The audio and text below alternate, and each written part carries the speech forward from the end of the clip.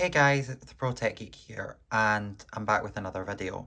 This one is on the iPad Pro and can it be your only computing device? So this video will be in two parts. The first part will be on the iPad itself, and the second part on the iPad and how the Magic Keyboard turns the iPad into a computer.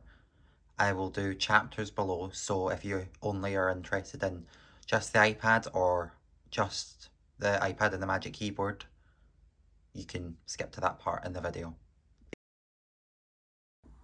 So, this is the 12.9-inch 2021 iPad Pro. It has aluminum back and sides, as you can see. The USB-C port is at the bottom. We have quad speakers here. We have the dual camera, and then the glass display in the front, which I have a screen protector on. This display is a mini LED display, which means it's close to OLED, which is like what's on Apple's iPhones, and yet it just looks really nice. This display can go up to 1000 nits, let me show you, 1000 nits of brightness. And when you're watching HDR content, can go up to 1600 nits peak brightness. This display is really nice and has nice inky deep blacks. And yeah, it just looks really nice. This display also has Apple's ProMotion, which means it can go really fast and it just feels really snappy and smooth. This display is an adaptive 120Hz display, meaning that it can go from 120Hz and can go down to, let's say, 30Hz when you're watching 30 frames a second content to save battery life. Speaking of battery life, the battery life on this device has been great. For me personally, I can get, as you can see here, around 6 hours and 13 minutes of screen on time, which is great, but not as good as the likes of the M1 MacBook Air and Pro. This iPad has the M1 chip, which is a really great chip. It was introduced last year in the M1 MacBook Air and Pro. Those devices got amazing battery life, so that's why I was slightly disappointed this iPad didn't get the same amazing battery life. I think the reason for that though is because this iPad has a better display, the mini LED display, which draws more power. This chip can do almost anything I need it to. I'll show you the Geekbench scores here. So as you can see, if I show you, here we go. So we're getting 1701 single core score and 7156 multi-core score. And that's really, really, really good, especially for something that of this price. If we were comparing this to a Windows device, this just wouldn't be possible at this price. This performance is on par with the likes of the MacBook Air, which, yeah, it's great. And for an iPad, this is the most powerful iPad you can buy. How I found the performance, it's been really good for me personally. Apps open almost instantly, and photo editing is fine on it. Video editing, as you might expect, it does struggle slightly with because I edit in 4K 30, which I suppose though for a device of this price, especially if you're comparing it again, I know I keep saying it, but to a Windows device, Windows can even handle it. I edit in Premiere Rush and it never crashes. It does display the preview of the video though in much lower resolution, and sometimes it can, you know, have wee hiccups when playing the video back. I did an export test. It was a 5-minute 4K 30 video and it took around 40 minutes to export, which again is good, and for me, you know, I'll just leave it and walk away. But it's not nearly as good as Apple's new MacBook Pros, so if you're a professional who is doing this kind of stuff every day, definitely pick one of them up. Even though it's more expensive, it'll save you so much time. This device has 8GB of RAM, which is great, and As you can see, your apps stay open for quite a while, go back to them and they'll still be open. This is great, and because Apple optimizes their stuff so well, you usually don't have a problem. Apple actually announced this year with their iPads how much RAM was in them, which is quite unusual for them. So the lower end storage models of the new iPad Pro only has 8GB of RAM, but if you go for a 1TB or 2TB iPad Pro, you get 16GB of RAM. I would not recommend getting those higher storage options with the more RAM, because it's been found out that you can't really use more than 12GB of RAM on an iPad. It doesn't, you know what I mean? You have no use for it. So 8GB is fine, and I've not had a problem with it at all. Apps stay open for a long time. And yeah, I just think it's fine. By the way, this is the base storage model with 128GB.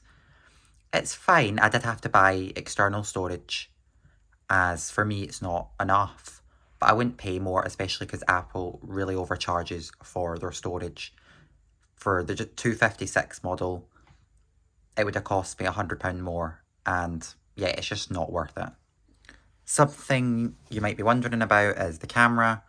I don't really ever use the camera on this, but has two camera lenses, the main one and the ultra-wide. They're great, they're fine. The regular one has a 12 megapixel sensor, and the ultra-wide has a 10 megapixel. There's a flash here and a LiDAR scanner. I don't really use it at all, to be honest, camera at all. I don't really know why they put such an overkill camera on this device, but I suppose for some, it's nice to have.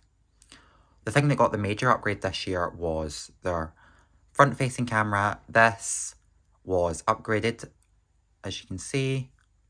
It also has an ultra-wide sensor, and yeah, it's great. They also introduced something called center stage, which just means when you're on a FaceTime call, the camera will follow you around to make sure you're always in the shot, which is a nice feature. So what are the drawbacks to this device? Well, in regards to multitasking, you can have three things open, but they're not really usable. I would only really recommend having two open at once. Apple has improved their multitasking, so let me show you. You go here. Before you'd have to swipe up to get apps and come out of the web page. Now you can just do that and select what you'd like, which is fine, but it's not as good as a laptop where you can open up loads of different things. But personally, I don't mind. In regards to the apps, obviously you're not getting the likes of Apple's Final Cut Pro, but that's not really a problem for me. I edit in Premiere Rush because it's free. And yeah, but it would optimize things much better if it was running Final Cut Pro, especially with the M1 chip, as we've seen what it can do in M1, MacBook Air and Pro, and how well Final Cut Pro runs on them. The app selection for me has been great. Personally, I work a lot in online apps such as Microsoft Teams and Google Docs, so most of the time for me personally, the apps have been fine.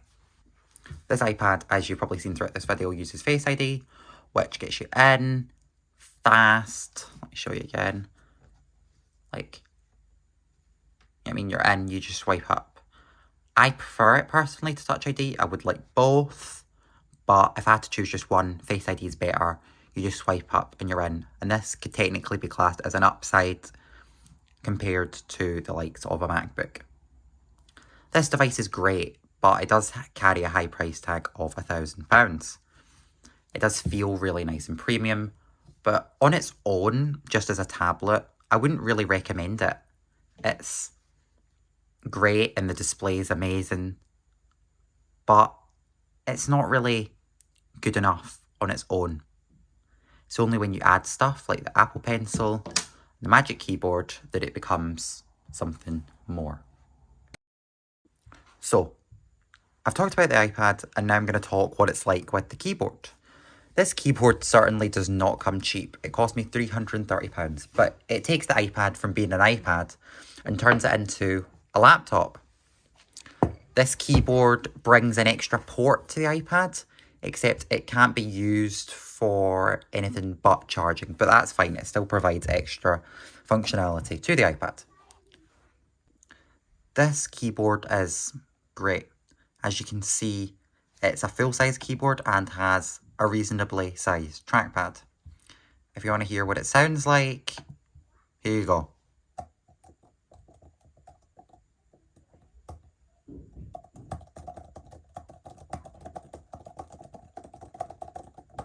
It feels overall pretty good. It is Apple's Magic Keyboard, which is on the likes of the MacBook, so it feels great as expected. The trackpad is great, it has all Apple's gestures to scroll throughout apps, and yeah, it's really great. So, what everyone's probably wondering is, can this replace your laptop? And for me, it does. I think it depends on you personally. I like the iPad, and it's the only form of Apple computing device, if you want to call it that has a touch screen. It also has Apple Pencil support, which is great. You can use it to write up different notes and different apps, draw, and it's great. I love the pencil. The pencil costs £119, but if you like note-taking, it's essential. But yeah, overall, I think this is great, and I wouldn't recommend buying the iPad Pro on its own unless you're buying the Magic Keyboard, because otherwise it's quite expensive for just an iPad. But with the addition of the keyboard, it's great. The keyboard, by the way, does not really affect battery life. I've not known a difference. And when you charge through the port at the side, the charging speed doesn't really differ too much from using the port here. So, yeah, iPad Pro is amazing. And for me, it's everything. It is my computing device. It is my TV. It's my Kindle. The iPad's so versatile, and that's what I love about it. If you're wondering where the wallpaper's from, it's a wallpaper by Canopsy. I'll leave a link in the description below. And yeah, hope you enjoyed. Please like, subscribe, and I'll see you in the next one. Bye!